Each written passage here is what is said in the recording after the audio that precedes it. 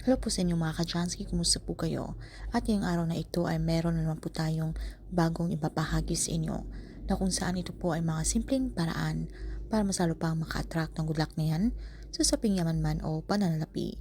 So bago ang lahat ay nais ko lang pong i-promote sa inyo mga ka-Jansky para po sa mga gusto ng mga pampaswerte, sa inyong mga negosyo, sa inyong mga trabaho, sa inyong mga career, o kung kayo po ay mahilig maglaro ng mga uri ng sugal, meron po tayong pampaswerte dyan.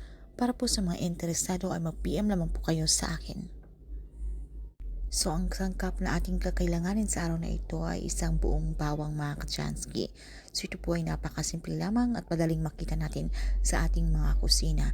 So lingid po sa ating kaalaman na ito pong bawang ay meron po itong malaking ambag sa mundo ng mahika or sa mga pampaswerteng ritual na yan. Dahil ito po ay bukod sa kung ano man po yung mga negatibong enerhiya na nanahan sa inyong tahanan or kung feeling nyo po kayo po ay kinakapitan ng mga kamalasan, syempre po kung sa araw-araw saan po tayo pumupunta, hindi po natin alam yung mga negative energy ng mga taong ating nakakasalamuha ay nalilipat sa atin. So tila ba kayo po ay feeling niyo ay nawawalan na kayo ng pag-asa sa buhay, na tila hindi na po kayo nakakapag-isip ng tama. So kung meron po kayong mga ideyang iniisip, so ito po ay feeling nyo ay negatibo, na ito po ay feeling nyo hindi magsasucess. So, kung ganito po ay kailangan po natin ng mga cleansing, okay, sa ating buhay dahil ito po ay makakatulong. So, kinakailangan na malakas po ang inyong paniniwala dahil dito ay pinapagana po natin yung law of attraction, na kung saan kung malakas po ang inyong paniniwala ay lalo po itong mangyayari na meron po tayong gustong i-manifest. So, pwede po natin gawin ito sa umaga mga ka-Jansky between 6 to 8 a.m.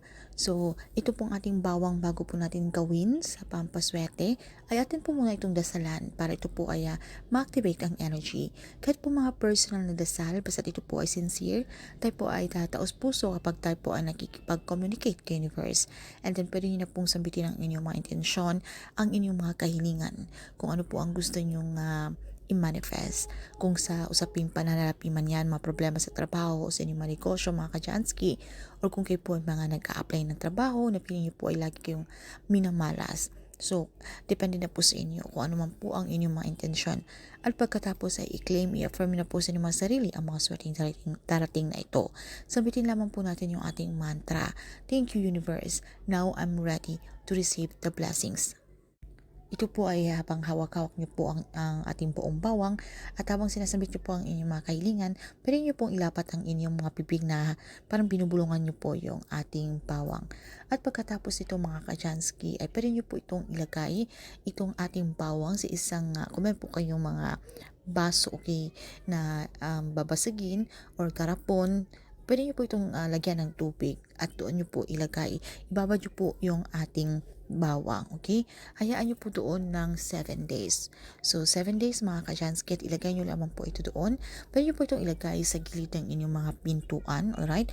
Pwede niyo rin po itong ilagay sa inyong mga bintana, or kung kayo po ay meron po may mga sakit sa inyong pamilya, pwede niyo po itong ilagay sa ilalim ng kanilang mga kama or sa gilid po ng kanilang kama. Okay? 7 days po, hayaan nyo lamang po ito mga ka-Jansky.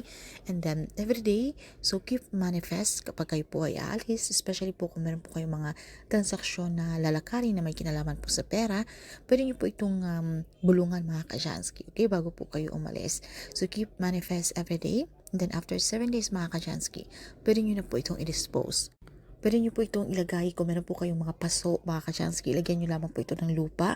Pwede nyo po itong ibaon doon yung ating bawang, okay? Yung umusbong na bawang na nilagay po natin sa tubig. So, ilagay nyo po ito doon kahit sa harapan po ng inyong pamamahay, okay? So, kapag ito po ay tumubo at ito po ay umusbong ng umusbong mga ka-Jansky, ibig sabihin na kayo po ay magiging successful, okay? Kung ano man po yung inyong mga hiniling o inyong minanifest. At syempre, kailangan maging positibo po tayo, okay? Sa 7 days na yan, so kailangan na palakasin nyo po ang inyong paniniwala. So, para kung ano man po yung ating hiniling, ay meron pong darating na swerte o yung mga windfall na hindi po natin inaasahan. So, ayan lang po ng mga ka-Jansky, and syempre ito po mga pampaswerte. Sabihin naman po natin ito ng aksyon, pagpaplanong gagawin. So, ito po ay kailangan ng pagsusumikap. Hindi po ito tipong wala na po tayong gagawin at iasa na lamang po ito sa pampaswerte diskarte, tayo po ay maging tamad na lamang.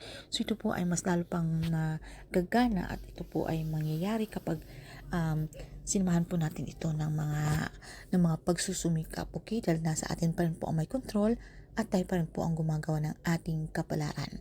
Nasa ating kamay ang tagumpay, mga ka-Chansky. So yun lamang po, at kung meron po kayong mga katanungan o hindi ba masyadong klaro sa topic na ito, ay pag-comment na lamang po sa ibaba.